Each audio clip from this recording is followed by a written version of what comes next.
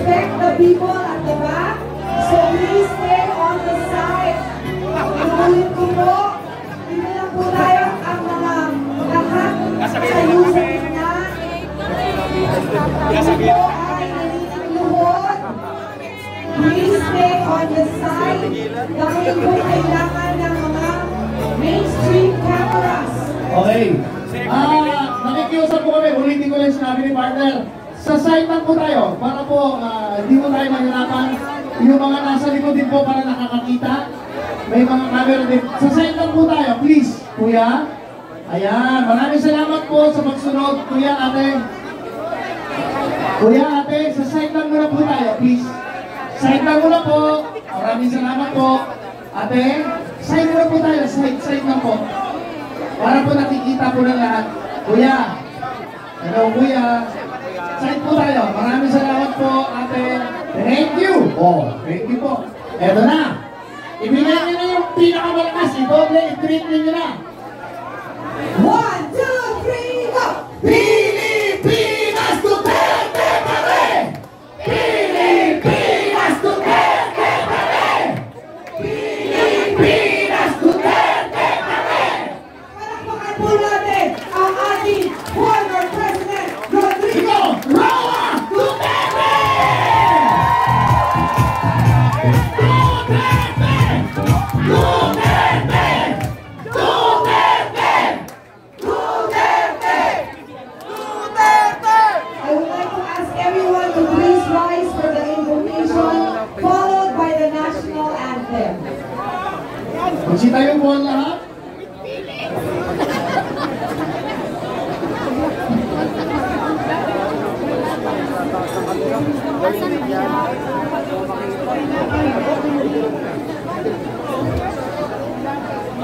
Please all rise. Play invocation, please.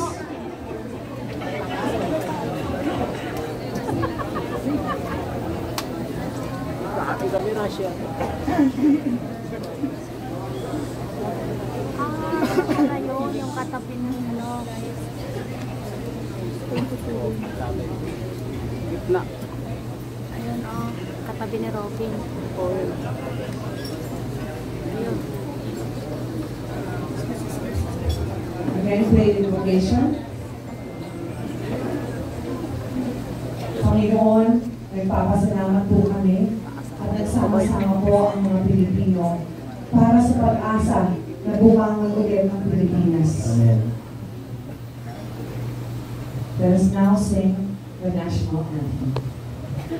Bayang mag-ibig, Meron ang silangalan, alab ng puso, sa dibdib mo'y buhay, lupang hinirang, tuyang ka ng mag-ibig, sa aman lulupi, di ka pa sisigil, sa dagat at bundok, sa simoy at sa langit mong bukaw, may nilagang tula at awit sa paglayang minamahal, ang isap ng watawat mo'y tagumpay na nagdiningning, ang bituin at araw niya kailan pa may di magdidilim, lupa ng araw ng walhati pagsinta, buhay langit sa piling mo.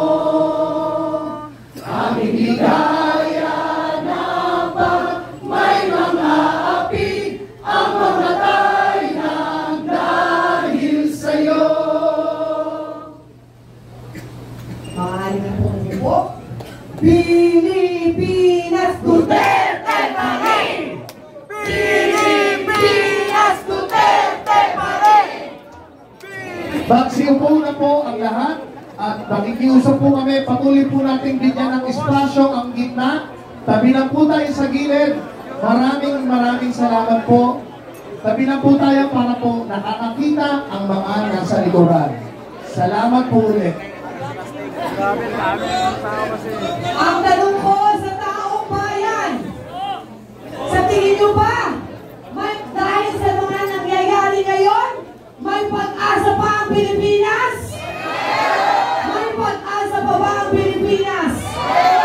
Meron! Dahil nandito ngayon ang Team Duterte!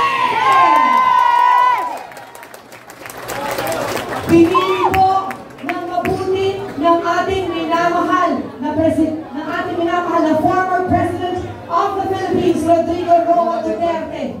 Ang mga ito na nandito ngayon sa entablado, mga magagaling, mga matatalino, may karanasan, at higit sa lahat, may puso. Takot magnakaw, takot sa korupsyon, takot sa Diyos. At hindi magagalaw ang PhilHealth. Kaya naman po, bago po natin tawagin ang ating welcome speaker, ipinakikilala ulit natin sa inyo ang Team Duterte, Jimmy Bondoc, number 10. Senator Patrón de la Rosa, número 22. Senator Bongo, 28. JB Hilo, número 30. Attorney Raul Lampino, 34. Rodante Marcolema, 38. Pastor Apollo Quirón, 33. Rick Rodriguez, 56. At Philip Salvador, 58. Para po sa ating pambungat o welcome remarks, tawagin na natin, daghang salamat kay Senator Marshall sa Manila para sa inyong tanan. Davao City Mayor and PGP Laban National Executive Vice President, Sebastian C. Duterte! Ang aming kinikilalang si Baste!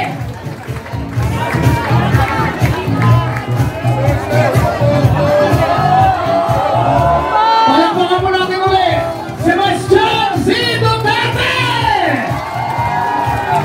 Nangingiusap po ako sa mga tayo, please umulang po ito. Sa ating pinakamamahal na Pangulo at Chairman ng Partido Demokratiko Pilipino, Pangulo Rodrigo Roa Duterte, sa lahat ng mga kasabi ng PDP, mula sa mga opisyal at mga membro sa buong Pilipinas, sa ating mga kapwa Pilipino, isang makasaysayang araw sa ating lahat. Taos puso ako nagpapasalamat sa bawat isa sa inyo sa patuloy na pagtitiwala sa Partido Demokratiko Pilipino at sa mga advokasya na ating pinagdalaman. Isang malaking karangalan na makasama kayo sa ating ngayon na makiangat ng ating bansa at ang buhay ng bawat Pilipino.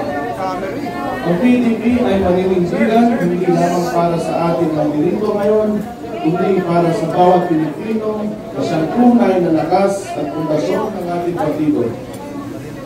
Higit 4 na dekada ang nakaraan, nabuo at nanindigan ng PDP laban upang tutulan ang mapang-abusong rehimen ng Ferdinand Marcos Sr.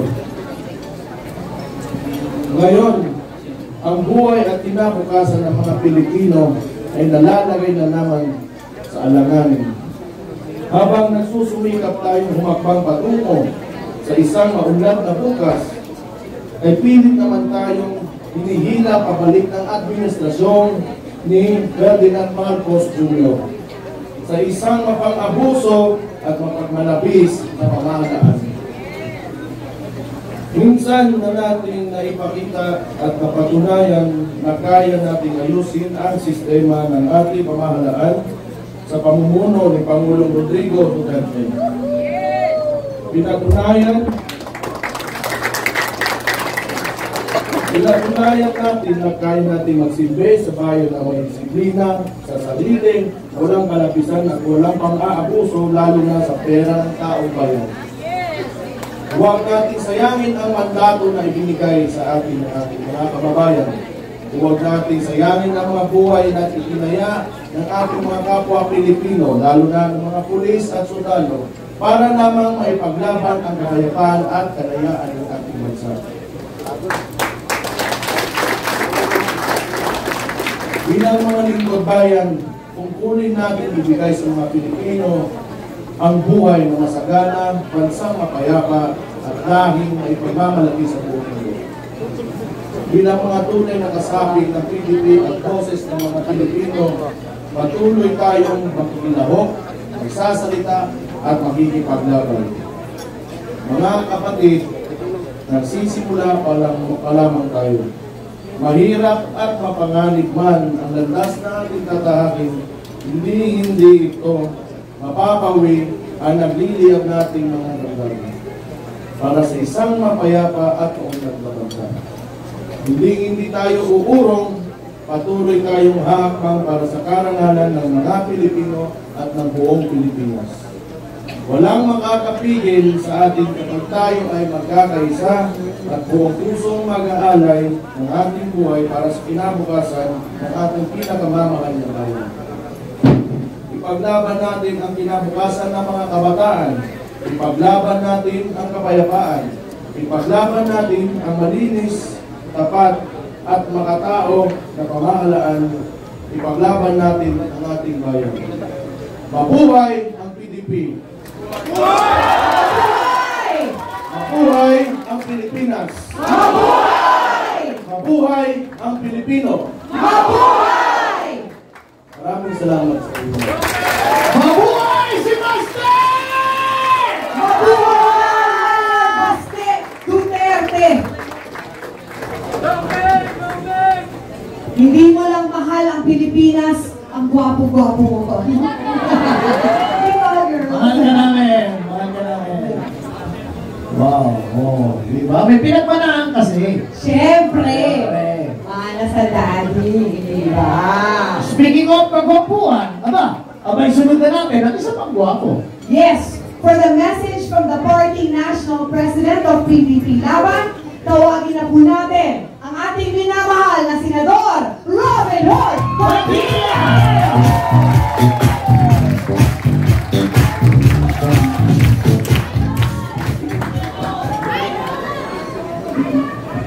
Aldon!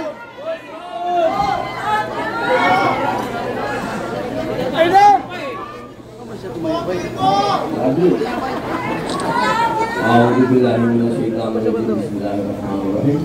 Alhamdulillah rabbil alamin. Bismillahirrahmanirrahim.